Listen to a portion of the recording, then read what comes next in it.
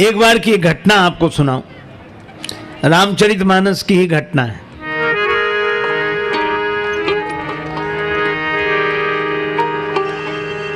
देवर्षि श्री नारद जी विचरण करते हुए हिमालय प्रांत में, हिमालय क्षेत्र में गए।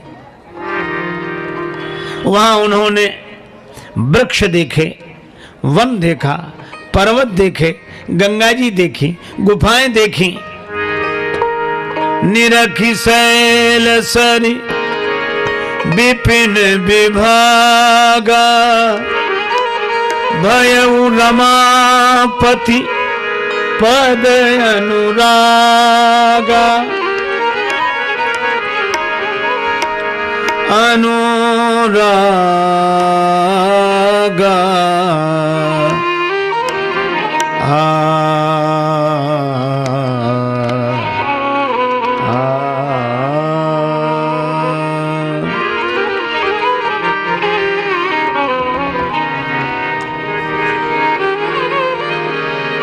श्री गंगा जी को देखकर भगवान के चरणों की याद आ गई। आना भी चाहिए, क्योंकि गंगा जी का जन्म ही भगवान के चरणों से हुआ है।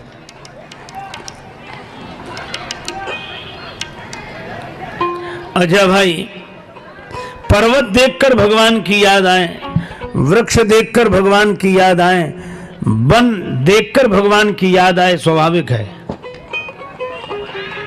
जैसे आप किसी मकान को देखते हैं, बिल्डिंग को देखते हैं, और वो बिल्डिंग जिसने बनाई है उसकी याद आती है कि नहीं? फैक्ट्री देखकर मालिक की याद आती है, लोग कहते उनकी फैक्ट्री है। मकान देखकर कहते उनका मकान है ना? अच्छा, लेकिन एक बात बताओ, क्या जब पहाड़ देखेंगे तो किसका बताएंगे? पेड़ किसके, पहाड़ किसका, नदी किसकी?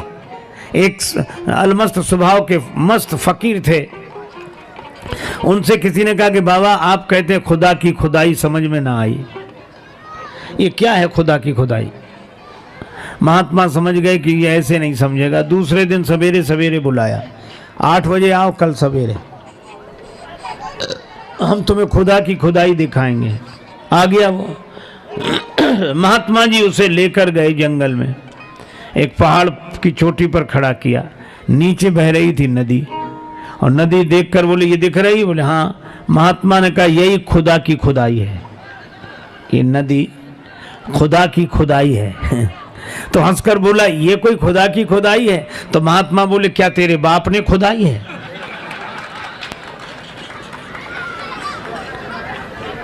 ये किसने बनाया?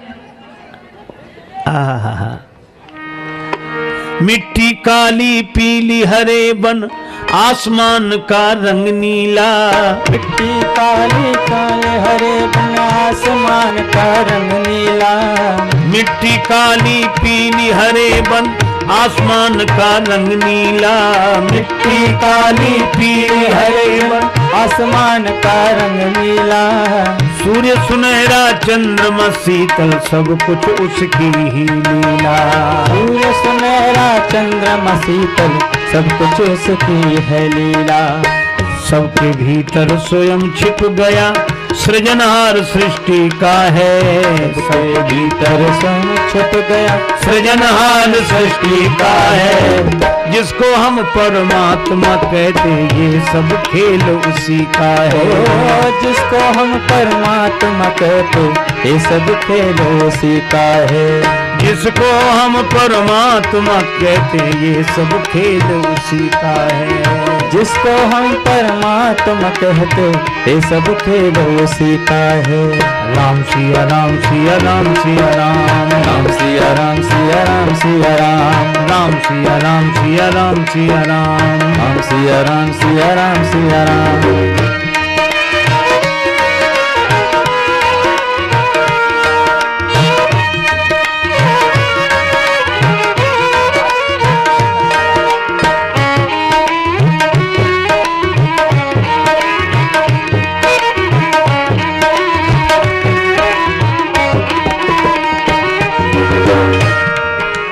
क्षण भर को भी नहीं छोड़ता, सदा हमारे साथ में है। क्षण भर को भी नहीं छोड़ता, सदा हमारे साथ में है।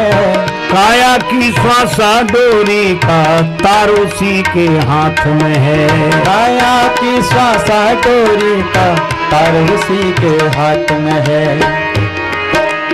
हंसना रोना जीना मरना सब उसकी मर्जी का है।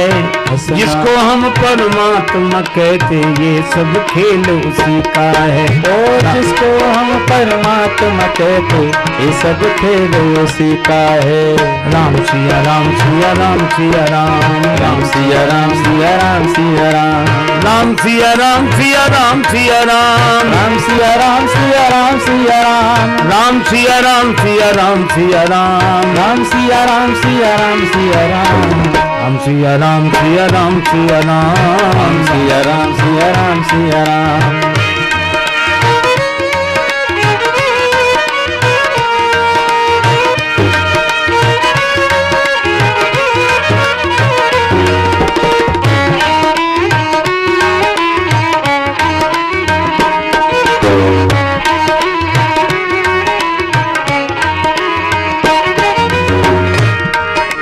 निर्धन धनी धनी हो निर्धन निर्धन धनी धनी हो निर्धन ज्ञानी मूढ़ मूढ़ ज्ञानी ज्ञानी मूढ़ ज्ञानी ज्ञानी मूढ़ मूढ़ ज्ञानी ज्ञानी मूढ़ मूर्ख ज्ञानी। सब कुछ अदल बदल देने में कोई नहीं उसकी सानी। सब कुछ अदल बदल देने में कोई नहीं उसकी सानी। समझदार भी समझ सके ना समझदार भी समझ सके ना ऐसा अजब तरीका है। जिसको हम परमात्मा कहते ये सब खेल उसी का है। राम सिया राम सिया राम सिया राम राम सिया राम सिया राम सिया राम राम सिया राम सिया राम सिया राम सिया राम सिया राम सिया राम।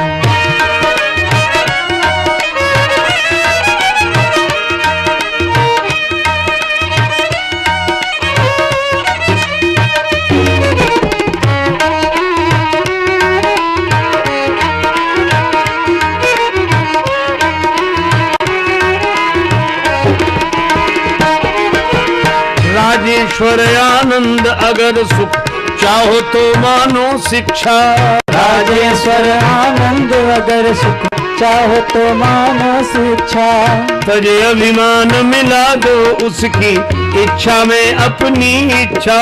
तेरे अभिमान मिला दो उसकी इच्छा में अपनी इच्छा। यही भक्ति का भाव है प्यारे यही भक्ति का भाव है प्यारे। सूत्र यही मुक्ति का है। देखो भाई एक महात्मा कहते थे भगवान की लीला भगवान ही समझ सकते।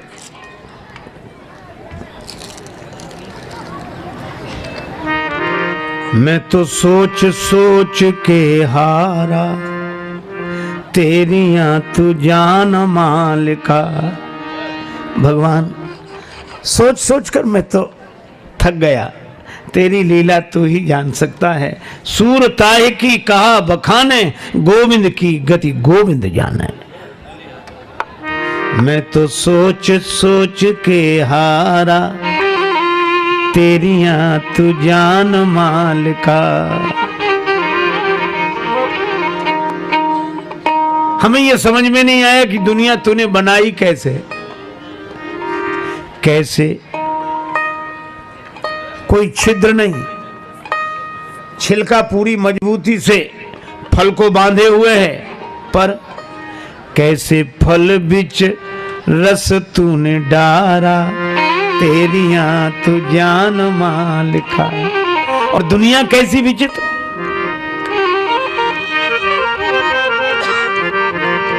मिर्चा तीखा, गन्ना मीठा, खारा नमक बनाया। मिट्टी पानी खाद एक, यह भेद कहां से आया। ये भेद कहां से आया, कैसे करे बिजली का चमकारा, तेरियां तू जान मालिका। देखो वन देखकर भगवान की याद आती है।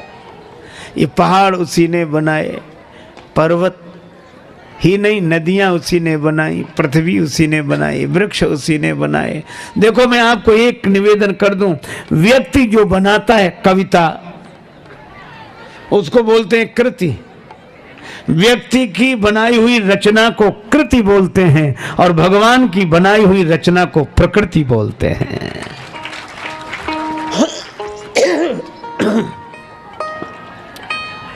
ये भगवान की बनाई हुई प्रकृति देखकर भगवान की याद आती है। नारद जी को भी आ गई।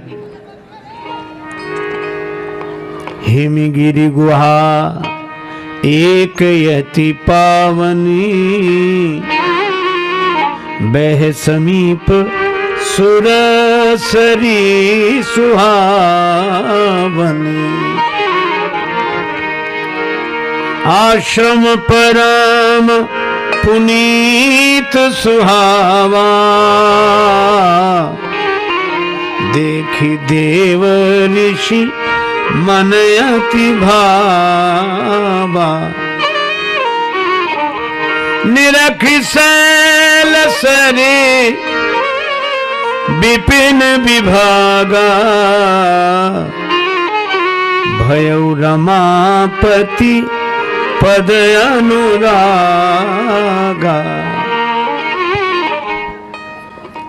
नारद जी के मन में गंगा जी के तट पर हिमगिरी की यह उपत्यका देखकर भगवान के भजन करने का मन हुआ। लेकिन एक कठिनाई, नारद जी को श्राप लगा है महाराज दक्ष का कि ज्यादा देर ठहर नहीं सकते और ठहरे बिना भजन हो कैसे। अच्छा ये दक्ष का श्राप लग गया। दक्ष गृहस्थ हैं और नारद जी विरक्त महात्मा हैं। ये कथा कितनी अद्भुत है। गृहस्थ का श्राप महात्मा को लग गया। क्यों लग गया? दक्ष अपने बेटों को भेजते तपस्या के लिए, वैराग्यवान बनो, तपस्वी बनो, तपस्या के द्वारा शक्ति प्राप्त करो, तब गृहस्थ जीवन में प्रवेश करो। दक्ष के बेटे तपस्या करने जाते, लौटकर आते, रास्ते में नारद जी मिल जाते और नारद जी कहते कहां जा रहे हो? महाराज आपकी कृपा से खूब आनंद से वन में भजन किया, तपस्या की, अब गृहस्थ जीवन में प्रवेश करने जा रहे हैं। नारद जी ने कहा काहे को झंझट में पड़ते हो? अब बाबा जी कैसे जो किसी को बाबा जी न बना दें। नारद जी का तो काम ही यही है। और ऐसे समझावें, ऐसे समझाएं, जो सुख पाया राम भजन में सो सुख नाही अमीरी में, बस मन लागा मेरा राम फकीरी में। दक्ष के बेटे घर नहीं लौटते, फिर वन को चले जाते। अब दक्ष को लगता कि बेटे वन में जाते तो हैं, लौटकर आते नहीं। अच्छा जिसे संत मिल जाए वो लौटकर काहे को आएगा? आवागमन से मुक्त, उसका तो फिर जन्म नहीं होता। तो जब महाराज दक्ष को पता लगा कि नारद बाबा उन्हें उपदेश देकर साधु बना देते हैं, इसलिए वो गृहस्थ जीवन में प्रवेश करने के लिए घर लौटकर ही नहीं आते, तो दक्ष ने श्राप दिया कि नारद जी ज्यादा देर कहीं ठहर ही नहीं सकते। और नारद जी को श्राप लग गया, वे ज्यादा देर कहीं नहीं रुक पाते।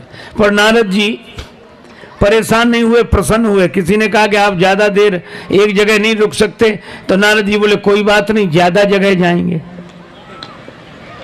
एक जगह तो ज्यादा देर नहीं रुकेंगे, पर ज्यादा जगह जाएंगे, ज्यादा लोगों को साधु बनाएंगे, भगवान के भजन में लगाएंगे। प्रसन्न थे। अच्छा लेकिन अब इस पर भी विचार करें, ये दक्ष प्रजापति का श्राप नारद जी को लग कैसे गया? महाराज दक्ष का श्राप नारद जी को लग कैसे गया? इसलिए लग गया। नारद जी कोई गलत काम तो कर नहीं रहे थे, साधु बना रहे थे, बाबा जी बना रहे थे, भगवान का भजन करने वाले संत बना रहे थे, नारद जी विरक्त बना रहे थे। बात तो ठीक है, लेकिन आप कल्पना करो, श्राप इसलिए लग गया कि अगर नारद जी के अनुसार सभी बाबा जी बन जाएं, आप कल्पना करो सब बाबा जी बन जाएं तो बाबा जी बनने बंद हो जाएंगे कि नहीं? सब साधु बन जाएं, कोई विवाह न करे तो साधु भी बनने बंद हो जाएंगे। ये वृक्षों से थोड़े ही नीचे गिरेंगे कि आकाश से गिरेंगे। गृहस्थ न होते तो महात्मा का जन्म कहां होता, और महात्मा की जाने दो, गृहस्थ न होते तो परमात्मा का अवतार कहां होता, श्री राम और श्री कृष्ण का अवतार कहां होता। इसलिए धन्यो गृहस्थ आश्रम, गृहस्थ आश्रम सबसे श्रेष्ठ आश्रम है। वृंदावन के सुप्रसिद्ध संत श्री उड़िया बाबा जी महाराज से एक बार किसी जिज्ञासु ने कहा कि महाराज अब तो पाप बहुत अधिक बढ़ गया है, भगवान नहीं आ रहे हैं। अच्छा, लोग ऐसा पूछते भी हैं, पाप बहुत बढ़ गया है, अब तो भगवान नहीं आ रहे हैं। तो श्री बाबा से जब किसी ने पूछा, पूज्य उड़िया बाबा जी महाराज से, पाप बहुत बढ़ गया है, भगवान नहीं आ रहे हैं, तो बाबा मुस्कुराकर बोले कि तुमसे किसने कहा कि पाप के कारण भगवान आते हैं?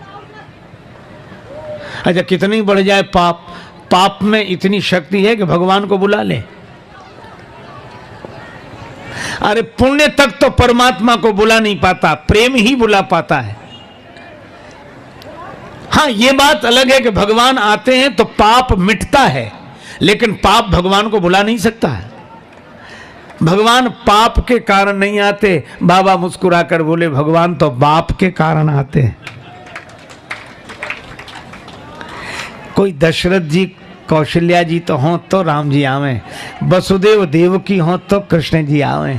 इसलिए गृहस्थ आश्रम की महिमा है, विरक्तों की भी महिमा है, लेकिन गृहस्थों की भी महिमा है। और मैं गृहस्थ और विरक्त में इतना ही भेद मानता हूं कि जैसे बड़े शहरों में दो सड़कें होती हैं, एक बाजार के बीच से जाती है, एक बाईपास रोड। तो जो विरक्त हैं ये शहर, संसार रूपी शहर के बाईपास रोड से जाते हैं, जो गृहस्थ हैं वो बाजार के बीच की सड़क से जाते हैं, इतना ही अंतर है। अच्छा, बाईपास रोड से कोई पार चला जाए, शहर को पार कर ले, तो कोई बड़ी बहादुरी नहीं। बाईपास रोड बना ही इसीलिए है कि वहां भीड़ है ही नहीं, वहां तो बड़ी सुविधा, आराम से निकल जाओ। बहादुरी तो उसकी है जो बीच बाजार में जाम में फंसकर थोड़ी थोड़ी गाड़ी बढ़ाकर आगे निकलता है, बहादुरी तो उसकी। तो विरक्तों के लिए तो बाईपास है, खाली रोड पड़ा है, चले जाओ, अपनी गाड़ी किनारे से निकाल लो। अच्छा, लेकिन धन्य है तो वे गृहस्थ जो संसार के व्यवहार के बाजार में फंसे, अपनी जीवन की गाड़ी को साधना की सड़क पर जितना मौका मिलता है उतना ही आगे बढ़ा कर ले जाते हैं। हाँ, पीछे से लोग हॉर्न बजा रहे हैं, मोटरसाइकिल वाले परेशान कर रहे हैं, साइकिल वाले परेशान कर रहे हैं, पैदल वाले परेशान कर रहे हैं। अब पीछे वाला हॉर्न बजाता, आगे बढ़ाओ, आगे वाला बढ़े तब तो वो बढ़े, लेकिन बेचारा सबकी सुनता है, सबकी सहता है, कार की स्टीयरिंग पकड़े बैठा रहता है, जितना मौका मिलेगा उतना आगे बढ़ाएगा। मैं कहता हूँ गृहस्थ जीवन में कितने झंझट हैं, पर इतने झंझटों के बीच में भी सबकी सुनते सहते हुए जितना मौका मिलता है, साधना की सड़क पर अपने जीवन की गाड़ी को आगे बढ़ाकर जो संसार को पार करता है, वह गृहस्थ जीवन है। हाँ, ये बात अलग है कि आगे जाके दोनों सड़क एक ही मिलेंगी। बाजार की सड़क भी वहीं जाकर मिलेगी और बाईपास रोड भी वहीं जाके मिलेगा। इसीलिए चाहे कोई विरक्त हो, चाहे कोई गृहस्थ हो, भगवान के यहाँ पहुँचने के लिए सड़क एक ही है। ये तो संसार के दो मार्ग हैं, प्रेय मार्ग और श्रेय मार्ग, बाजार के बीच का मार्ग और बाईपास रोड। इसलिए दक्ष ने श्राप दिया कि ज़्यादा देर मत ठहरो, तो नारद जी कहीं ठहर ही नहीं पाते। पर आज मन में आया कि भगवान का भजन यहाँ कुछ देर बैठकर करें, पर बैठ नहीं सकते। क्यों? श्राप पीछे लगा है, और श्राप है कर्म का फल, और कर्म का फल माने भाग्य, प्रारब्ध। और प्रारब्ध भोगना ही पड़ता है, लेकिन प्रारब्ध से ऊपर परमात्मा है। नारद जी ने भगवान का स्मरण किया। सुमिरत हरि श्राप गति बाधी, सहज विमल मन लागी समाधि। नारद जी को समाधि लग गई। अब आप विचार करना, नारद जी को समाधि लगी भगवान की कृपा के कारण। देवराज इंद्र को डर हुआ कि देवर्षि नारद इसलिए तो तपस्या नहीं कर रहे हैं कि हमारा पद पाना चाहते हो, तो कामदेव को भेजा कि बाबा की समाधि भंग करो। कितनी अद्भुत बात है, जिस जिसको समाधि लगती है श्री राम के कारण, और जिसकी समाधि भंग होती है काम के कारण। काम का काम है समाधि भंग करना, और राम जी का स्मरण समाधि प्रदान करने वाला है। काम ने बड़ी चेष्टा की, बड़ी चेष्टा की, पर नारद जी की समाधि भंग नहीं हुई। क्यों नहीं हुई? जब जानकी नाथ सहाय करे, तब कौन बिगाड़ करे नर तेरा। सीम की चाँप सकई को तासु, बड़ रखवार रमापति जासु। खुली छतों के चिराग, खुली छतों के चिराग कब के बुझ गए होते, कोई तो है जो हवाओं के हाथ थामे हैं। कुछ नहीं बिगड़ा नारद जी का। तो कामदेव ने नारद जी के चरण पकड़ लिए। महाराज आप जैसा महात्मा नहीं, आप जैसा योगी नहीं, आप जैसा तपस्वी नहीं। बस कठिनाई सबसे बड़ी यही हुई कि नारद जी बचे थे भगवान की कृपा के गुण के कारण, और उन्होंने गुण सुन लिए अपने। प्रशंसा अपनी सुनते हैं हम, भगवान की महिमा से बचते हैं और तारीफ अपनी सुनते हैं। अभिमान आ गया। कामदेव ने कहा कि आप पर काम का कोई प्रभाव नहीं पड़ा। नारद जी बोले मुझे तुम पर क्रोध भी नहीं आया। भयउ न नारद मन कछु रोसा, क्रोध भी नहीं आया मुझे। तो मैंने काम को भी जीता और क्रोध को भी जीता। और कामदेव जाकर अपने राजा इंद्र से कह देना कि मुझे उनके पद का कोई लोभ नहीं है, मुझ में न काम है, न क्रोध है, न लोभ है।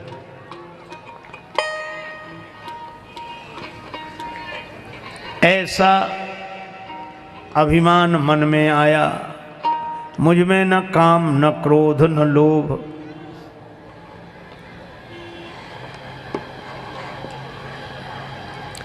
भगवान को भूल गए।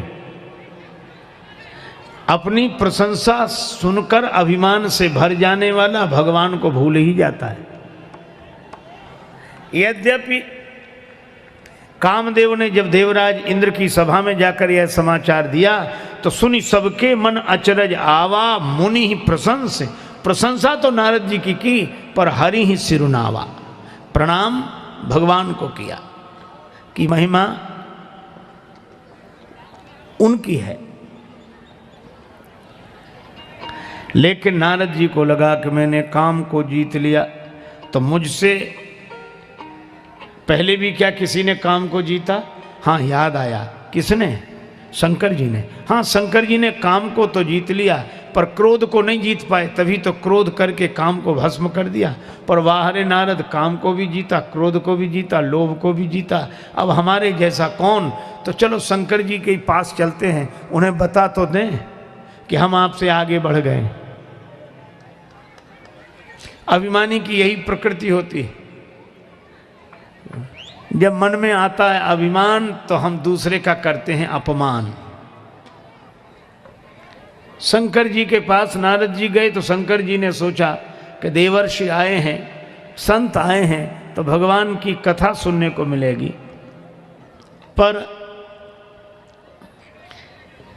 शिव जी ने कहा कि पधारो पधारो देवर्षि, आपके द्वारा श्री राम कथा सुनने को मिलेगी। नारद जी बोले आजकल हम नई कथा करने लगे। शंकर जी ने कहा कथा तो परम पुरातन नित्य नूतन, नई कैसे? और नई कथा क्या सुनाई? राम कथा सुनने के लिए शंकर जी बैठे थे और नारद जी ने शंकर जी को सुनाई काम कथा।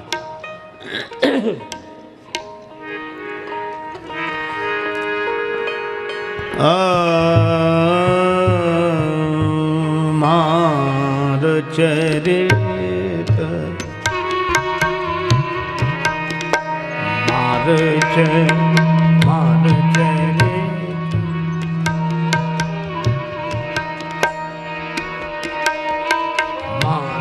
चरित शंकर ही सुनाए।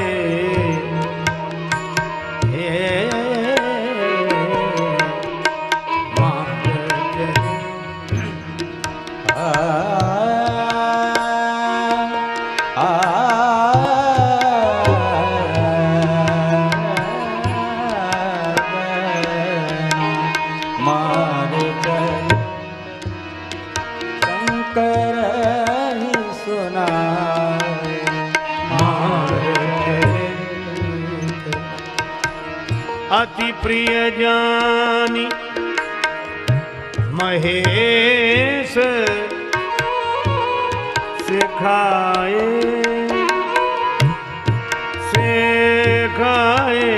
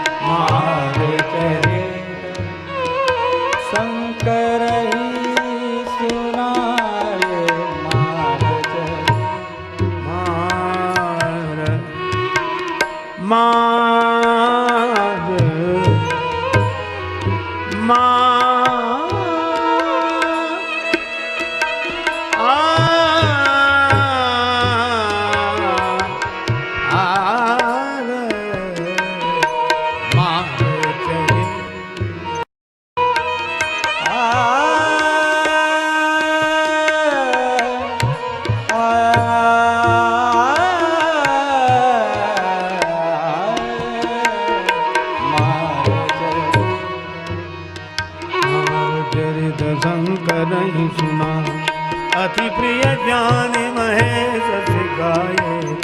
मार चरित मार चरित मार। अब श्री तुलसीदास जी का व्यंग देखिए। शंकर जी नारद जी से सुनना चाहते हैं रामचरित और नारद जी ने सुना है मार चरित। श्री राम कथा नहीं, काम कथा। अब नारद जी ने पूरे मनोयोग से अपने काम विजय की गाथा भगवान शंकर को सुनाई। अब शिव जी तो चुपचाप अवाक, क्या कहें। जब नारद जी राम कथा के स्थान पर काम कथा कहने लगे, भगवान का स्थान कथा में अभिमान ने ले लिया, तो क्या कहें। जब शंकर जी ने कोई अभिव्यक्ति नहीं दी तो नारद जी पूछने लगे, महाराज कथा कैसी लगी। तो शंकर जी ने कहा कि हमने कथा सुनाने के लिए एक बार हाथ जोड़े थे, अब बार बार हाथ जोड़ रहा हूं। बार बार बिनबो मुनि तो ही, कि जैसे यह कथा हमें सुनाई वैसे और कहीं मत सुनाना। नारद जी बोले और किसी सुनाना, भगवान को छोड़कर तो हमें और किसी से मतलब है नहीं। हाँ, उन्हीं को मत सुनाना। तिमि जनि हरि सुनाए वो कब हूं। नारद जी बोले वैसे तो नहीं सुनाएंगे, अगर चर्चा चल जाए तो। शंकर जी बोले चले वो प्रसंग दुराय वो तब हूं, प्रसंग चले तो भी छिपा लेना। शंकर जी ने हितोपदेश दिया। भगवान शंकराचार्य कहते हैं कोवा गुरुर्यो ही हितोपदेष्टा, संबुदीन उपदेश हित नहीं नारद ही सुहान। भरद्वाज कौतुक सुनहु हरि इच्छा बलवान।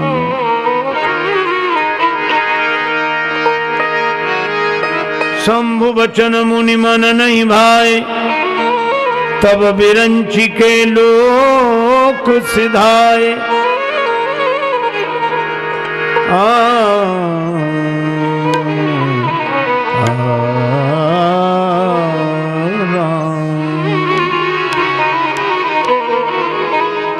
शंकर जी ने समझाया, पर नारद जी को बात अच्छी नहीं लगी। जब आते अच्छे दिन तो अच्छी बात सुहाती, ना ही तो समझाने पर भी नहीं समझ में आती। भगवान की इच्छा। नारद जी को लगा कि ये कहते हैं कि भगवान को मत सुनाना यह कथा, विष्णु भगवान को काम विजय की गौरव गाथा मत सुनाना। हमको क्या मतलब जो भगवान के पास जाए, अब तो भगवान हमें बुलाएंगे।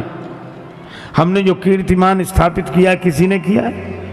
काम क्रोध लोभ तीनों पर विजय प्राप्त कर ली। अब नारद जी सोच रहे थे कि भगवान की ओर से निमंत्रण आएगा कि नारद जी आपका अभिनंदन समारोह होना है।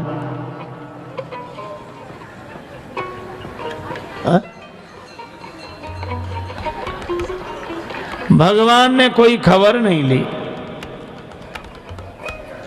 नारद जी सोच रहे थे कि भगवान बुलाएंगे, सम्मान होगा हमारा। लक्ष्मी माता ने कहा कि नारद बाबा की आपने खबर नहीं ली, बहुत दिन हो गए।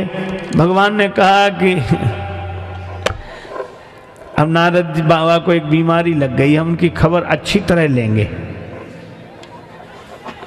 अब नारद जी यही सोचें कि भगवान ने आज तक हमें बुलाकर सम्मानित नहीं किया, हो सकता है भगवान को पता न लगा हो।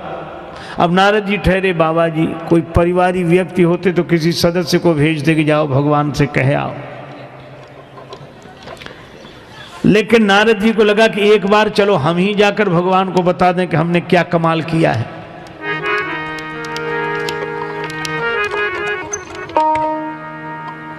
एक बार ही जाएंगे, बार बार नहीं जाएंगे। बार बार जाने से सम्मान नहीं रहता, इज्जत नहीं रहती।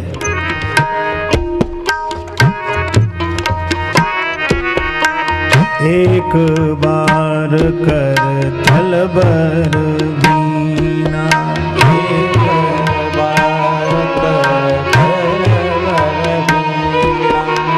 एक बार कर थल बर बीना, एक बार कर बीना। गावत हरि गुण गान प्रवीणा, हरि गुण गान प्रवीणा। एक बार कर तल भर, एक बार कर तल भर बीना, एक एक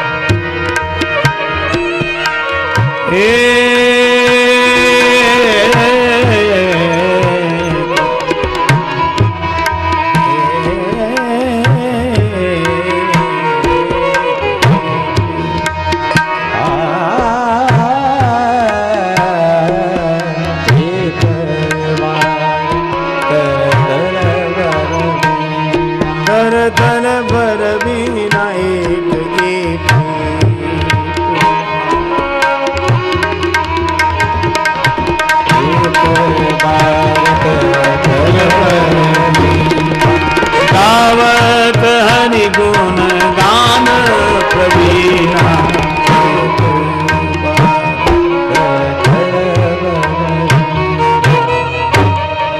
एक बार करतल बर बीना।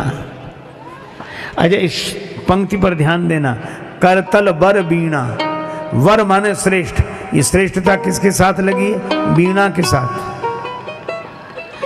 और विशेषण किसके साथ जुड़ा? गावत हरिगुण गान प्रवीणा, गायन में प्रवीण और श्रेष्ठ बीणा। प्रशंसा किसकी हो रही है? साज की और आवाज की। जब मन अभिमान से भरता है तो व्यक्ति को भगवान के गुणों की महिमा नहीं, अपनी विशेषता दिखाई देती है। वर वीणा माने श्रेष्ठ साज, और गान प्रवीणा माने गायन कला।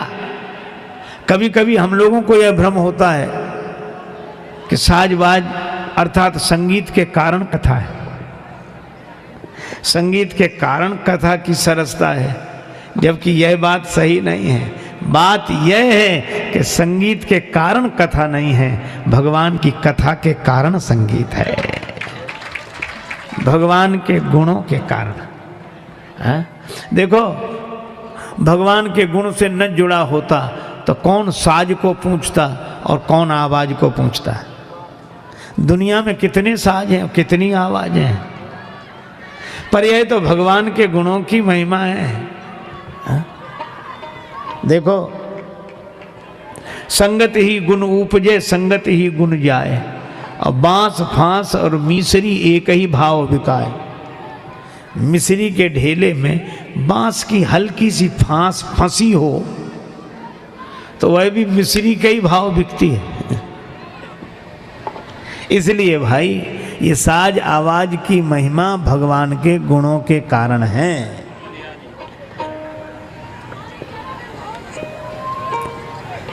देखो, नारद जी को अपनी विशेषता दिख रही, वीणा श्रेष्ठ दिख रही है, गायन में प्रवीण, हरिगुण तो बीच में फंस गए, गावत हरिगुण गान प्रवीणा, और गए कहां?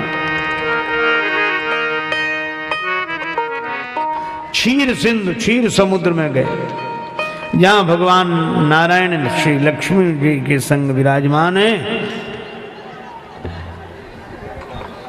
भगवान नारायण मुस्कुराए, लक्ष्मी माता ने कहा क्या हुआ प्रभु? भगवान ने कहा नारद जी आ रहे हैं, अच्छा आप कोई ना कोई लीला जरूर करोगे। और भगवान ने लीला की भी। नारद जी जैसे ही आए तो हर बार तो नारद जी आते थे, प्रणाम करते थे। आज नारद जी जैसे ही प्रणाम के लिए झुके तो भगवान ने उन्हें प्रणाम नहीं करने दिया, हाथ पकड़, नहीं नहीं नहीं, नहीं।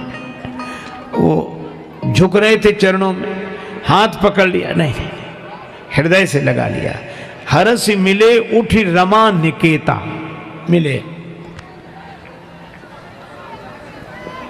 अब नारद जी मनी मन बड़े खुश हुए कि भगवान भी समझ गए हैं कि पुराने वाले नारद नहीं रहे ये, अब इन्हें प्रणाम की जरूरत नहीं, अब तो ये बराबरी वाले हैं, और बराबरी वाले तो मिलते हैं। एक तो हृदय से मिले, और फिर एक लीला भगवान ने यह की कि नारद जी नीचे बैठने लगे। भगवान ने कहा नहीं, यहीं बैठे, आसन ऋषि ही समेता, बराबरी में बिठाया। और जब बराबरी में बिठाया तो नारद जी समझ गए कि भगवान को भी पता लग गया है कि हम और भगवान बराबरी के ही हैं, कोई भेद नहीं है। जब प्रभु ने एक व्यंग और किया, नारद बाबा बहुत दिन में दया की, बहुत दिनन कीनी मुनि दाया। और उसमें व्यंग यह था कि पहले तो आप दर्शन करने आते थे, अब तो दया करने आए होगे, दर्शन की तो जरूरत आपको है नहीं। और यह भी व्यंग विनोद था कि आप जैसे महात्माओं को तो हम पर दया करनी चाहिए। कहाँ रहे? और नारद जी इसी मौके की तलाश में थे। कामचरित नारद सब भागे, कामचरित नारद सब भागे, कामचरित नारद सब भागे। यद्यपि प्रथम बरज शिव राखे, यद्यपि प्रथम बरज शिव राखे, यद्यपि प्रथम बरज शिव राखे, यद्यपि प्रथम बरज शिव राखे। कामचरित नारद सब, कामचरित नारद सब, कामचरित नारद सब भागे, कामचरित नारद सब भागे, कामचरित नारद।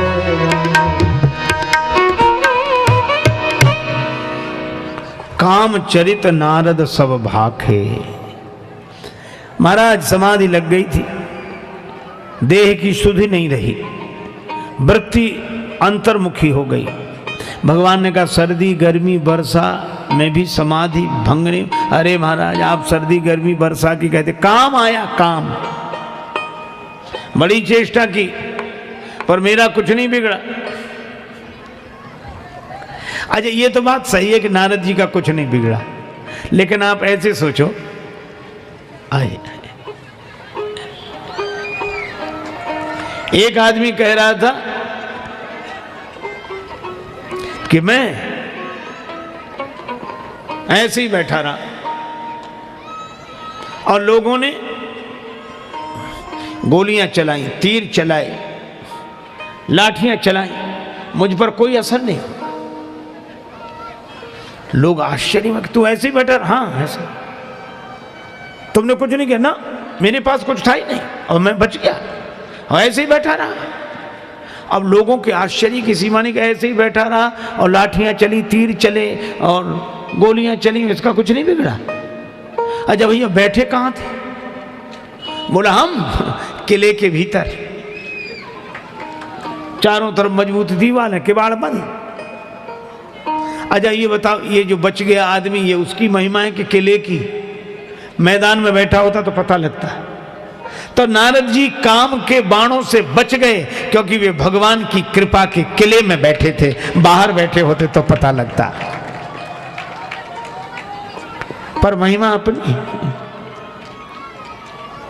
भगवान रूख बदन कर वचन मृदु बोले श्री भगवान। भगवान ने कहा कि नारद जी तुम्हारे सुमिरन ते मिटे मोह मार मदमान। तुम्हारे स्मरण से काम क्रोध लोभ मोह मद मत्सर मिटेंगे। नारद जी बड़े खुश हुए कि अभी तक भगवान के स्मरण से ये सब विकार मिटते थे, अब हमारे स्मरण से मिटेंगे। अब हमारे स्मरण से, तो अब तो हम भगवान हो ही गए। तो नारद जी के मन में तो अभिमान, पर ऊपर से कहते हैं कृपा तुम्हारी सकल भगवाना। अब भीतर अभिमान का भाव। नारद कहा सहित अभिमान। नारद जी भगवान को प्रणाम करके विदा हुए। भगवान सोचने लगे उर अंकुरे गर्भ तरु भारी, बेग सो मैं डारी हूं उखारी, पन हमार सेवक हितकारी। लक्ष्मी माता ने कहा कि नारद जी को तो पहले ही बहुत अभिमान था, आपने बढ़ा क्यों दिया? और इतना सम्मान किया, चरणों में प्रणाम कर रहे थे, आपने प्रणाम नहीं करने दिया, हृदय से लगा लिया है। नीचे बैठ रहे थे, बराबर पर बिठा दिया, तो आपने तो अभिमान और बढ़ाया है। भगवान ने कहा लक्ष्मी जी कभी कभी बीमारी बढ़ानी भी पड़ती है। कहा कब? आप ऐसे सोचो जैसे किसी को फोड़ा हो जाए, व्रण शरीर में कहीं फोड़ा हो जाए, अब वो जाए डॉक्टर के पास कि डॉक्टर साहब कल से ये फोड़ा हो रहा, तो डॉक्टर औषधि देता है कि इसको खा लो, फोड़ा बैठ जाएगा। अभी शुरुआत है, ये गोली खा लो, फोड़ा वहीं बैठ जाएगा। और मान लो वो गोली लेकर आए, खाए नहीं, तो फिर फोड़ा बैठेगा भी नहीं, वह तो बढ़ेगा। अब दूसरे डॉक्टर के पास जाए कि डॉक्टर साहब ये फोड़ा तो इतना बड़ा हो गया, तो डॉक्टर क्या कहेगा? अब तो बढ़ गया। पहले नहीं गए थे किसी डॉक्टर के पास? हाँ गए थे, उन्होंने दवाई दी थी। हाँ दी थी। वो कह रहे दवा खा लेना तो बैठ जाएगा। तुमने खाई थी दवा? नहीं खाई। तो डॉक्टर कहेगा अब तो गड़बड़ी हो गई, अब ये बैठ नहीं सकता, अब ये इतना बढ़ गया है कि दवा से भी बैठेगा नहीं, फिर अब तो इसका ऑपरेशन होगा। तो साहब अब ऑपरेशन ही कर दो। का ऑपरेशन लायक अभी हुआ नहीं है, थोड़ा और बढ़े तब इसका ऑपरेशन होगा। बस भगवान ने वही किया कि नारद जी के मन में अभिमान का फोड़ा हुआ था। शंकर भगवान रूपी पहले डॉक्टर ने जो उपदेश की गोली दी थी, अगर खा लेते तो ये फोड़ा वहीं बैठ जाता, पर उस उपदेश की गोली को नहीं खाया। तो भगवान ने कहा कि अब हमें ऑपरेशन करना पड़ेगा, लेकिन ऑपरेशन लायक हो जाए इसलिए थोड़ा और बढ़ाया है ताकि ऑपरेशन आसानी से हो सके। और मुझे भी तो लगता है कि भगवान जिन जिन के अभिमान का फोड़ा ऑपरेशन के द्वारा ठीक करना चाहते उनका अभिमान बढ़ाते और हैं।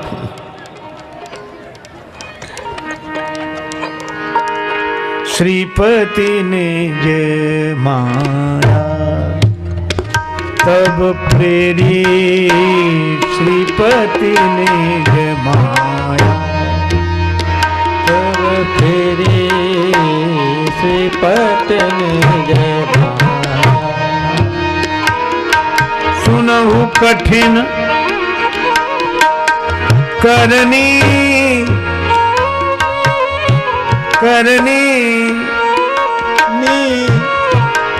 तेहि के श्रीपति निज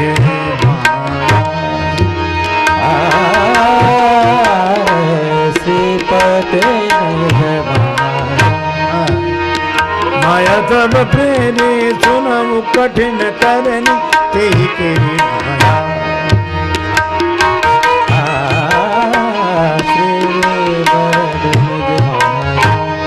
निज माया तब प्रेरे श्रीपति निज माया माया माया श्रीपति निज माया।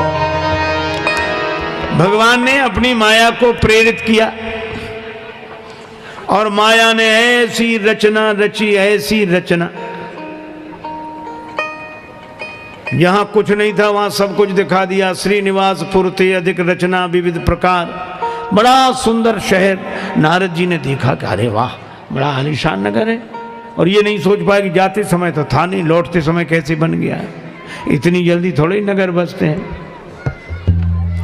अब नगर देखा बड़ा सुंदर, लेकिन तब तक देखा चारों तरफ तैयारियां, बंधनवार, तोरण, पताका और जय जयकार। क्या बात क्या है, यहाँ का राजा शीलनिधि अपनी बेटी विश्वमोहिनी का स्वयंवर कर रहा है, विवाह।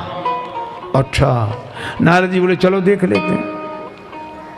बस आप ये सोचो, वहाँ विवाह हो रहा था, राजा अपनी बेटी का विवाह कर रहा था। नारद जी तो संत हैं, बाबा जी, क्या जरूरत थी जाने की। कोई वहां सत्संग हो रहा था।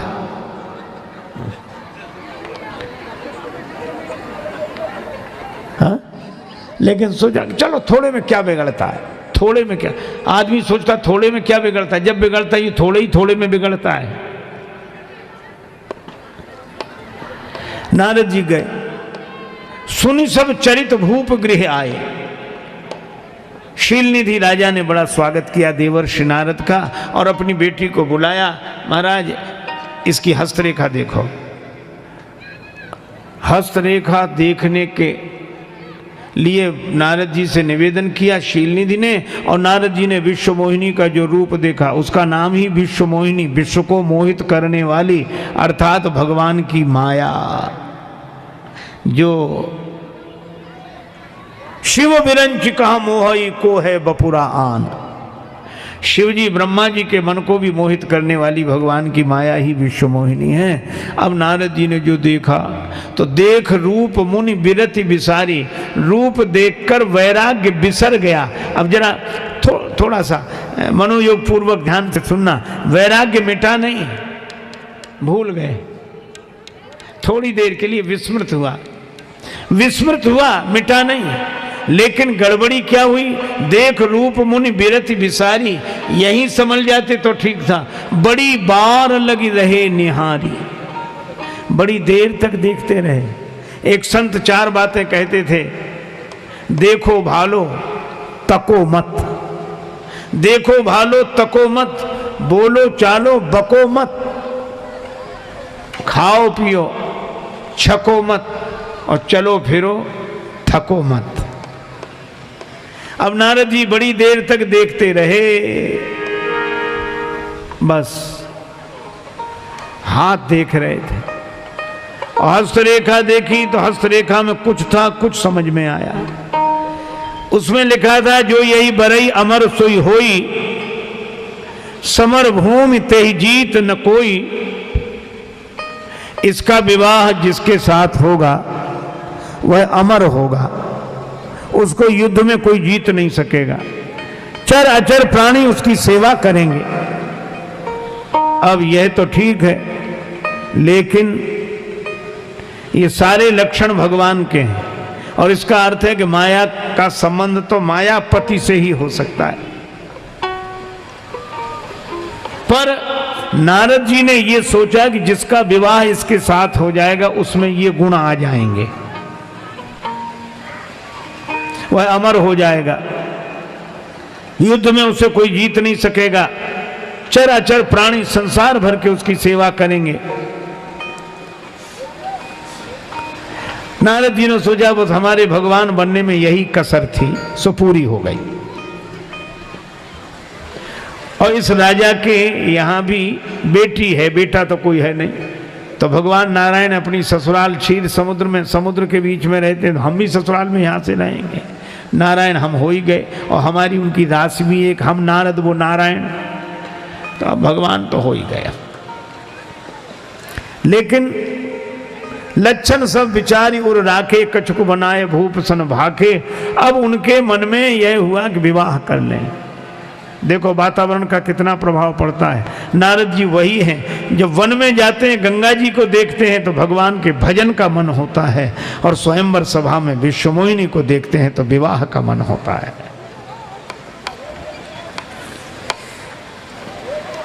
तो किसी ने कहा कि भजन करो, का भजन जब तब कछु न हो यही काला। पर विवाह के लिए तो सुंदरता चाहिए, रूप चाहिए, तो किससे मांगे? मोरे हित हरि सम नहीं को। बहुत प्रार्थना की, भगवान भी तो कम कौतुकी नहीं है, तुरंत प्रकट हो गए। प्रगटे प्रभु कौतुकी कृपाला। कहो नारद जी कैसे याद किया? प्रभु एक जरूरी काम आ गया। भगवान मनी मन हंसे, कल ये काम को जीत कर आए थे, आज काम आ गया।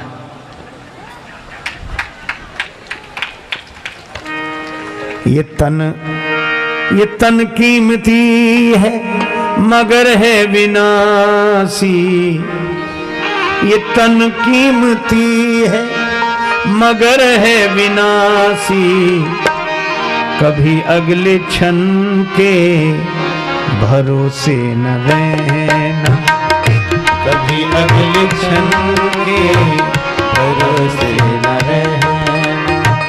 निकल जाएगी छोड़ काया को पल में।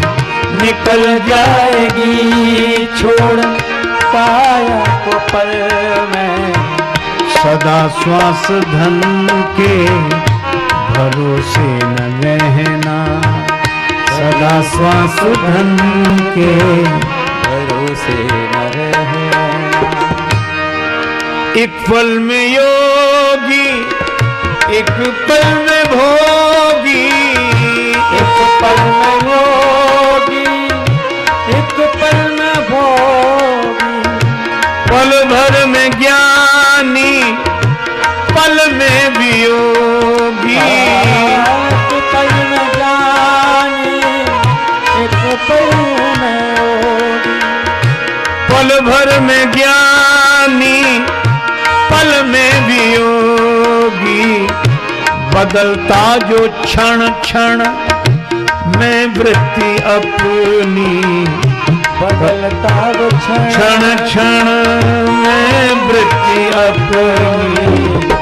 कभी अपने मन के भरोसे न रहना। कभी अपने मन के भरोसे न रहना।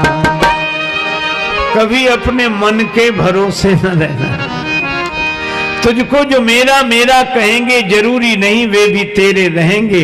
मतलब से मिलते हैं दुनिया के साथी, सदा इस मिलन के भरोसे न रहना। और हम चाहते काम दुनिया के कर लें, धन धाम अर्जित कर नाम कर लें, फिर एक दिन बन के साधु रहेंगे। उस एक दिन के भरोसे न रहना। राजेश अर्जित गुरु ज्ञान कर लो, या प्रेम से राम गुणगान कर लो, अथवा श्री राम नाम रटो नित नियम से। किसी अन्य गुण के भरोसे न रहना। कभी अपने मन के भरोसे न रहना। और वही हुआ। नारद जी भगवान से कहने लगे जरूरी काम आ गया। भगवान ने कहा हमारे लायक कोई सेवा हो तो बताओ। प्रभु विवाह करना चाहता हूं। भगवान ने कहा ये तो बड़ी अच्छी बात, क्या चाहते हो? अपना रूप दे दो। भगवान ने कहा ऐसी मांग तो आज तक नहीं आई। रूप हमारा, विवाह तुम्हारा।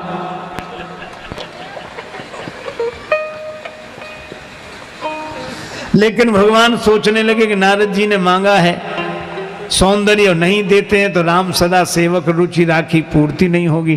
तो का यही विधि होए नाथ हित मोरा। तब तक नारद जी ने कहा जिसमें हमारा हित हो। भगवान बोले ये ठीक, अब रुचि का सवाल नहीं रहा, हित का सवाल है।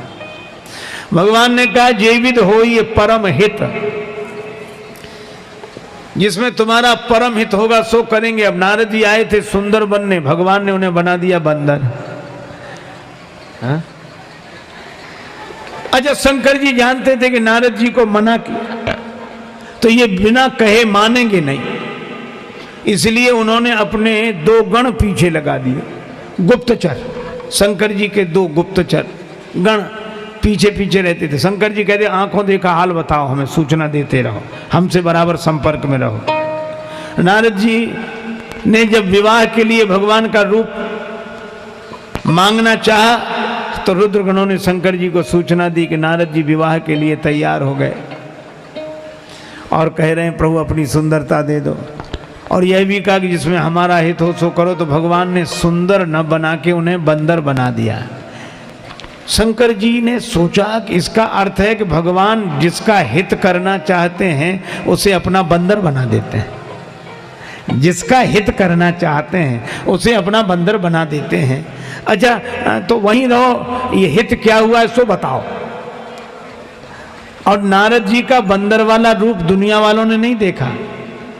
नारद जान समय सिरुनावा, उस रूप को या तो भगवान नहीं देखा जिन्होंने दिया है, या उस विश्व मोहिनी ने देखा जिसका स्वयंवर था। और रुद्रगण और बोले भगवान से कि हमको भी नारद जी का बंदर वाला चेहरा देखने को मिले। भगवान ने कहा ये सीक्रेट मामला है, ये गोपनीय है, ये तुम्हें नहीं देखने को मिलेगा। रुद्रगण बोले कितना ही गोपनीय मामला हो, कितना ही सीक्रेट हो, पर हम तो संवाददाता हैं, शंकर जी से सीधे संपर्क स्थापित किए हुए हैं, आंखों देखा हाल उन्हें सुनाना है, तो हमको तो ये अधिकार है कि। भगवान बोले तुम भी देखो। तो रहे तहां दुई रुद्रगण ते जान सब भेव। अब नारद जी स्वयंवर सभा में उपस्थित हुए तो रुद्रगण प्रशंसा करते हुए उनके आसपास जब उपस्थित हुए, नारद जी ने कहा यहीं बैठो, यहीं बैठो। प्रशंसा किसे अच्छी नहीं लगती। एक कहता आपके जैसा कोई सुंदर नहीं, दूसरा कहता क्या कहना, हमने तो ऐसी सुंदरता सुनी ही नहीं। उसी समय विश्व मोहिनी आई और विश्व मोहिनी ने जैसे ही देखा तो दोबारा देखा ही नहीं। यही दिस बैठे नारद फूली, सो दिस तेहि न बिलो की भूली। रुद्रगणों ने शंकर जी से कहा कि महाराज विश्व मोहिनी इधर देख ही नहीं रही है। शंकर जी बोले बस यही हित हुआ। क्या? विश्व को मोहित करने वाली माया सबको व्यापती है, लेकिन भगवान जिसे अपना बंदर बना लेते हैं, व्यापने की कौन कहे, उसकी तरफ देखती तक नहीं है। अच्छा, और उसकी तरफ ही नहीं, उसकी तरफ जो बैठे हैं उनकी तरफ भी नहीं देखती। नारद जी की दिशा में जो और लोग बैठे थे, वे राजा माथा पीट रहे थे कि कहां से कहां इनकी साइड में आके बैठ गए, इनकी वजह से हमारी और नहीं देख रही। सो दिस ते न बिलो की भूली। अब नारद जी का जो ये हित हुआ कि माया व्यापने की कौन कहे, देखा तक नहीं, तो शंकर जी ने भी फैसला कर लिया कि हम भी राम जी के बंदर ही बनेंगे, इसी में हित होगा। लेकिन अब बने कैसे? तब तक ब्रह्मा जी ने घोषणा की कि भगवान नारायण नर बनकर आ गए हैं। तो देवता बोले हम लोग क्या करें? ब्रह्मा जी बोले तुम बानर बनो। बानर तनु धरि धरि मई हरिपद से बहु जाए। तो जितने देव थे सब वानर बने और भगवान की प्रतीक्षा करने लगे वन में रहकर। तो देव तो बानर बने, पर महादेव क्या बने? महादेव भी बानर बनना चाहते हैं। तो भगवान से प्रार्थना की कि प्रभु हमको भी अपना बंदर बना लो। भगवान ने कहा कैसे बनावें? तो शंकर जी ने कहा कोई ना कोई योग बनाओ। और भगवान ने कहा क्या बनाएंगे? कहा कैसे? कहा नारद जी को बंदर बनाया विश्व मोहिनी के कारण, और शंकर भगवान तुम्हें हम अपना बंदर बनाएंगे मोहिनी के कारण, मोहिनी अवतार के कारण। और यही हुआ कि भगवान ने जब अमृत वितरण किया देवताओं को, वह मोहिनी रूप जिसको देखकर सभी मोहित हो गए थे, शंकर जी ने भगवान विष्णु से कहा हमें आप अपने उस रूप का दर्शन कराएं। तो भगवान ने कहा कि मत देखो, फिर हम तुम्हें याद ही नहीं रहेंगे। मोहिनी रूप से मोहित हो जाओगे तो भूल ही जाओगे कि हम भगवान हैं। शंकर जी बोले हम देख रहे हैं कि आप भगवान हैं। कहाँ, अभी तो देख रहे हो, बाद में नहीं देख पाओ। हमारी माया ऐसी विलक्षण है। अच्छा, फिर भी देखेंगे। और जब भगवान नारायण ने मोहिनी रूप धारण किया तो शंकर जी भूल गए कि ये भगवान है। ऐसे मोहित हुए कि उस मोहिनी को हृदय से लगाने के लिए दौड़ पड़े और भगवान लीला करें, बार बार छिपे इधर उधर। शंकर जी आकुल व्याकुल, आहा, प्रकारांतर से ही सही, पर भगवान के प्रति हुए इस आकर्षण से शंकर जी का जो तेज स्खलित हुआ, भगवान प्रकट हो गए। कहा कि इसीलिए हमने कहा था, लेकिन यह जो दिव्य तेज है महादेव आपका, यह अंश, इसकी बड़ी महिमा है। कहा क्या? बोले महादेव का अंश तो महावीर ही होगा। और उस शंकर जी के उस अंश को पवन देव लेकर आए और तपस्या करती हुई अंजनी माता के कर्ण मार्ग से शिव जी के उस अंश को अंजनी माता के गर्भ में स्थापित किया। अंश शंकर जी का है, इसलिए शंकर सुवन। और पवन देव लेकर आए हैं, कर्ण मार्ग से माता अंजनी के गर्भ में इस अंश को स्थापित किया है, इसलिए प्रणवों पवन कुमार। और हनुमान जी के पिताजी का नाम केशरी है, इसलिए शंकर सुवन केशरी नंदन तेज प्रताप महाजगवंदन। तो भैया बाकी देव तो वानर बने, बाकी बंदर तो देव से बने, लेकिन हनुमान जी देव नहीं हैं, महादेव हैं। इसीलिए वानर सब वीरा, सभी वानर वीर हैं, लेकिन हनुमान जी महावीर हैं। अच्छा, एक बात और आपको बताऊं, हनुमान जी की इतनी महिमा, महादेव के स्वरूप हैं इसलिए महावीर। और एक अर्थ और क्या, राम जी हैं प्रभु और हनुमान जी हैं महाप्रभु।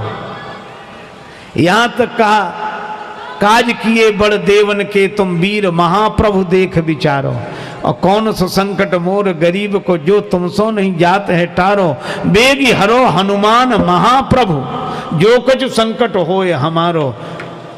कर तुम अकर तुम अन्यथा कर तुम समर्थ। जो प्रभु हैं, सारा संसार जिनके बस में हो उन्हें प्रभु कहते हैं, और ऐसे प्रभु जिनके बस में हो उन्हें महाप्रभु कहते हैं। एक बात और, उसी समय विश्व मोहिनी आई और विश्व मोहिनी ने सर्वत्र देखा, और जैसे ही नारद जी की तरफ देखा तो मरकट बदन भयंकर देही देखत हृदय क्रोध भाते। और उसने जो मरकट बदन भयंकर देह, बड़ा क्रोध आया उसे,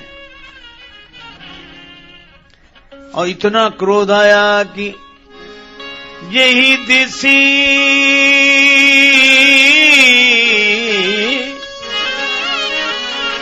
बैठे नारद फूली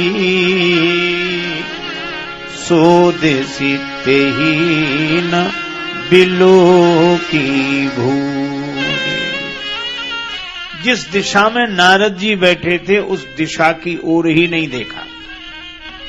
अब नारद जी की दिशा में जो लोग बैठे थे वो भी अपना माथा पीटे, कहां से कहां हम इनके बगल में आके बैठ गए। अब जब नारद जी बार बार उछले, पुनि पुनि मुनि उकसही अकुलाही, देखी दशा हरगन मुस्काही। पर भगवान नारायण नर रूप धारण करके गए, धरी नृप तनु तहां गए वो कृपाला।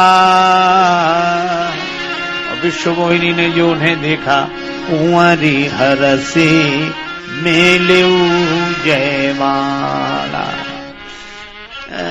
शीलनिधि राजा की बेटी विश्व मोहिनी ने भगवान नारायण को नर रूप में देखा, माला पहना, अब माला पहना दी। दुल्हन लई गे लक्ष्मी वासा, दुल्हन लगे लक्ष्मी वासा, नृप समाज सब भयउ निरासा, नृप समाज सब भय निरासा। भगवान नारायण लक्ष्मी को लेकर गए, विश्वमोहिनी को लेकर गए। अब नारद जी बहुत हक्का बक्का। अब रुद्रगणों से बोले, क्यों जी, तुम तो कह रहे थे कि तुम्हारा ही विवाह होगा। रुद्रगण हंसते हुए बोले, तो अभी भी क्या बिगड़ा है, आप निज मुख मुकुर बिलो कहु जाई, अपना मुख दर्पण में देख लो। अब नारद जी को बड़ा क्रोध आया, तो जल में देखा और जल में बड़ा भयंकर रूप दिखा। और जो रूप दिखा, अब तो नारद जी को पुण्य जल दीख रूप निज पावा, बड़ा क्रोध आया। अब वे रुद्रगण हंसने लगे, उनको हंसते हुए देखा तो कहा, हो निशाचर जाए तुम कपटी पापी दो, हंस्यो हमहि सो लेहु फल बहुर हंस्यो मुनि को। तुम कपटी और पापी हो जाओ, राक्षस हो जाओ। अब दोनों कांपने लगे कि महाराज कौतुक बस देखा था, उसका फल मिल गया, पर हमने तो केवल सूचना दी है, पर जिसने ये सुंदरता दी है उन्हें। नारद जी ने कहा, उन्हीं के पास जा रहा हूं। फरकत अधर कोप मन माही, फरकत अधर नाही, फरकत फरकत अधर कोप मन माही, फरकत अधर कोप मन माही, फरकत अधर कोप। सपदि चले कमलापति पाही, कोप फरकत अधर कोप, फरकत अधर कोप। अब होंठ फड़क रहे हैं, मन में बड़ा गुस्सा है, और सपदि चले कमलापति पाही, आज भगवान को भी बता दूंगा। देवर्षि नारद जी श्राप दें, सीधे भगवान के पास। एक बात और, एक बार देवर्षि श्री नारद जी भगवान श्री राम जी के पास गए। कथा अरण्य कांड की है। भगवान श्री राम और श्री लक्ष्मण श्री जानकी जी के विरह में भ्रमण करते हुए दिखाई दिए। नारद जी को बहुत दुख हुआ कि मेरे दिए हुए श्राप के कारण ही यह इतना कष्ट पा रहे हैं। तो नारद जी अवसर निकालकर चले गए, और जब वहां देखा, बैठे परम प्रसन्न कृपाला, बैठे परम कृपाला, बैठे परम प्रसन्न, प्रसन्न, बैठे परम प्रसन्न, परम प्रसन्न, परम प्रसन्न। भगवान परम प्रसन्न विराजमान है। अब नारद जी ने जो यह दृश्य देखा तो उनको लगा, अभी तो श्री राम जी रोते हुए दिखाई दे रहे थे, अब बड़े प्रसन्नता से बैठे हैं। तो नारद जी ने पूछा कि प्रभु, वह क्या आपकी लीला मैं समझ नहीं पा रहा हूं। वैसे रूप में भी आप दिख रहे थे, ऐसे रूप में भी आप दिख रहे हैं। भगवान हंसकर बोले, नारद जी वह मंच का कार्यक्रम था और यह हम मंच के पीछे बैठे हैं। तो मंच का कार्यक्रम दूसरों के लिए होता है। अच्छा, तो महाराज एक बात पूछें, क्या हमने जो श्राप दिया उसी कारण तो आप यह कष्ट उठा रहे हो? हां। तो एक बात पूछो। जब विवाह में चाहूं कीन्हा, प्रभु के ही कारण करई न दीन्हा।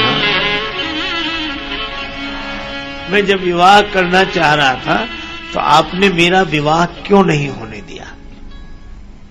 भगवान ने ऐसे ही कहा, अवगुण मूल सूल प्रद प्रमदा सब दुख खानी, ताते कीन निवारण,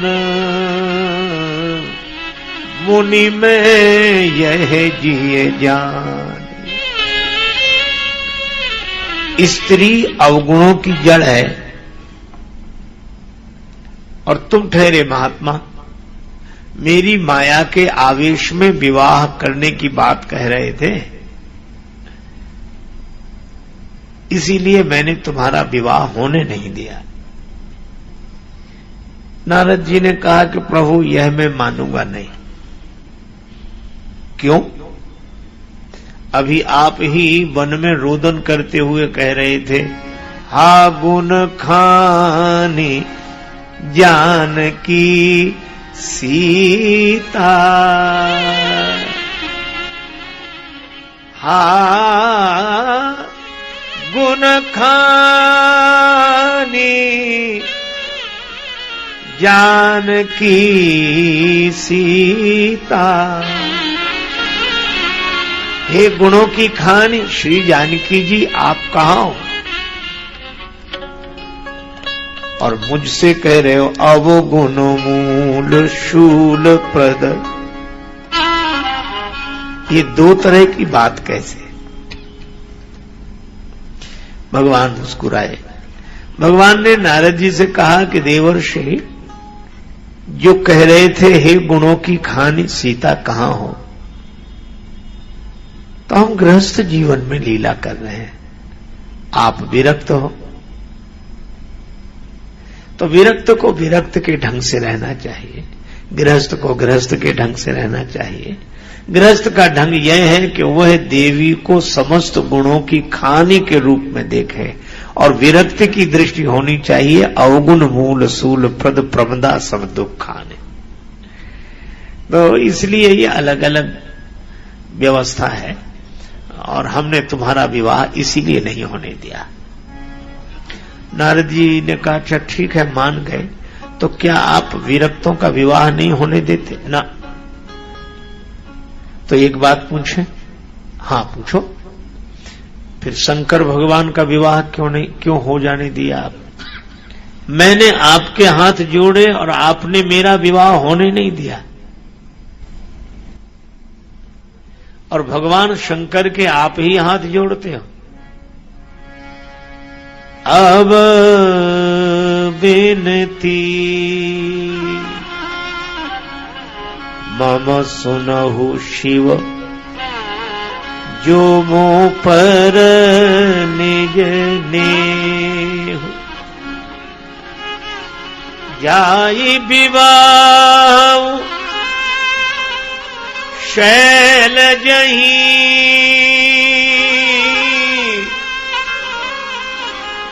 यह मोहि मांगे देहु।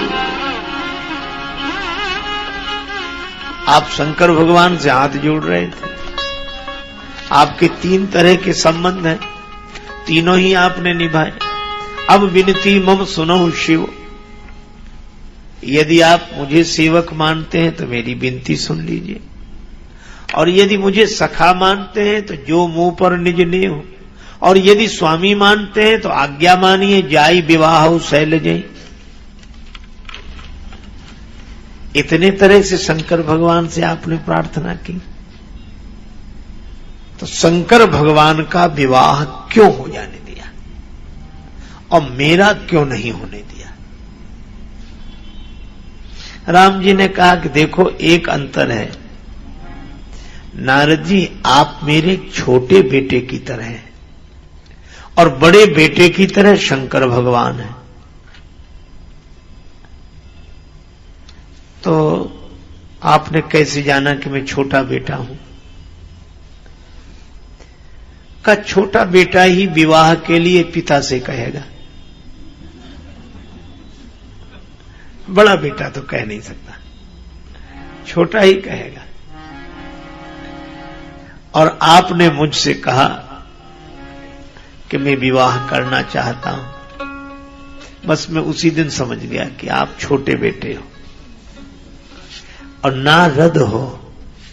रद कहते हैं दांतों को, जिसके मुख में दांत ही ना आए हो। अच्छा, और छोटे बेटे को यह भी पता नहीं रहता कि किससे विवाह हो सकता है, किससे नहीं। इसलिए आपने छोटे बेटे की तरह मुझसे कहा कि मैं विवाह करना चाहता हूं। मैंने पूछा किससे? विश्वमोहनी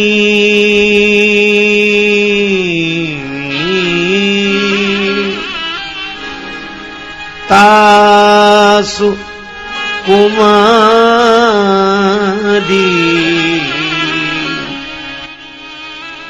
श्री विमोह जे स्वरूप निहारी।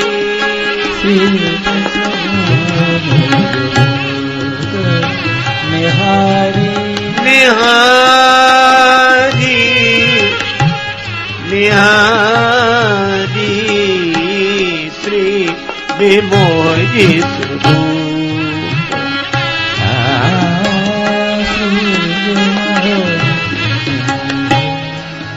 विमोह जी स्वरूप, विमोह जी स्वरूप। जिसके रूप को देखकर श्री विमोहित हो रही हो, ऐसी विश्वमोहिनी से आप विवाह करना चाहते थे? नारद जी ने कहा कि जी, तो विश्वमोहिनी कौन है? जिसने सारे विश्व को मोहित कर रखा हो वह तो मेरी माया है, और मैं मायापति हूं। हां, यह तो है। तो तुम कौन हो? नारद जी ने कहा मैं आपका बेटा हूं। तो कहा कि जब मायापति तुम्हारा पिता हुआ तो रिश्ते में माया तुम्हारी कौन लगी? और उसी से विवाह का प्रस्ताव लेकर आए। तब मैं समझ गया कि छोटे बेटे हो। पर शंकर भगवान सती कीन सीता, सीता कर देखा, सती कीन सीता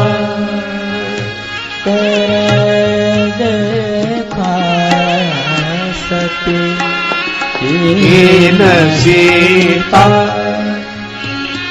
सीता कर देखा, सती कीन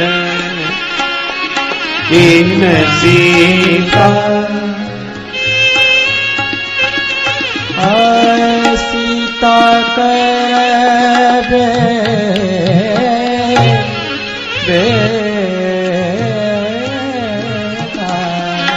सती कीन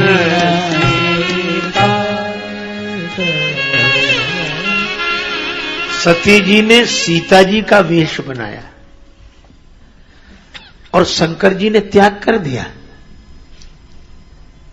यह तो ऐसे ही हुआ जैसे गृहिणी ने माता की साड़ी पहन ली हो और पीठ किए खड़ी हो और तरुण युवक उसे अपनी गृहिणी समझ के आवाज दे, माताजी समझ के आवाज दे, और गृहिणी पलटकर देखे, अरे तुम हो, अब तो मैंने तुम्हें माताजी समझ लिया। इस तरह का त्याग किया है भगवान शिव ने। भगवान शिव से मैंने नहीं कहा क्या कि सती जी का त्याग क्यों कर रहे हो, मैंने तो हाथ जोड़े कि विवाह करो, बार बार प्रार्थना की। तब शंकर जी तैयार हुए और वह भी यह कहते हुए, कहे शिव यद्यपि उचित अस नाही, नाथ बचन पुनि मेटि न जाय। सिर धरी आयसु करिए तुम्हारा, परम धर्म यह नाथ हमारा, परम धर्म यह नाथ हमारा, परम धर्म नाथ हमारा, परम धर्म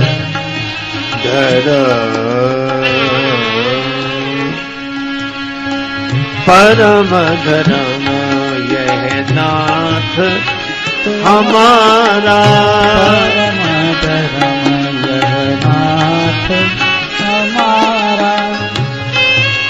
सिर धरी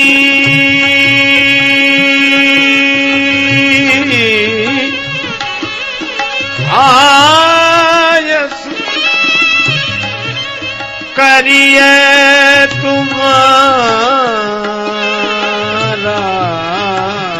परम धर्म यह नाथ हमारा, परम धर्म यह नाथ हमारा, परम धर्म, परम धर्म, परम धर्म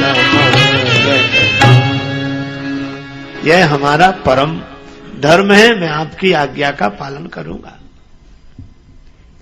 और सुनो, विवाह में उनकी इतनी हंसी हुई और मैंने ही हंसी उड़ाई। देवताओं से यही कहा, बर अनुरूप बारात न भाई, हंसी करे हूं पर फुर जाए। दूसरों की नगरी में जाके क्या अपनी हंसी करानी है? तो सब हमारा कहना मानकर अलग अलग हो गए। पर मैंने उस समय देखा कि शंकर भगवान क्या सोच रहे हैं। मन ही मन, मन ही मन महेश मुस्काही, मन ही मन महेश मुस्काही, मन ही मन महेश मुस्काए, मन महेश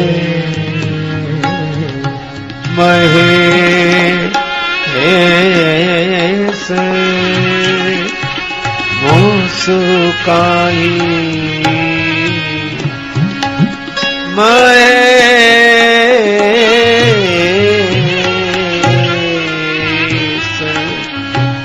महेश मन ही मन भरे।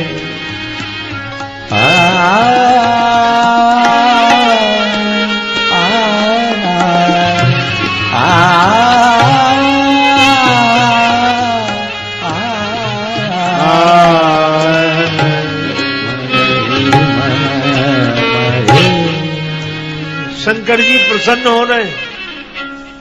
हरि के व्यंग वचन नहीं जाही, भगवान की आदत है। और नारद जी आप बुरा मान गए। दई हूं श्राप की मरी हूं जाई।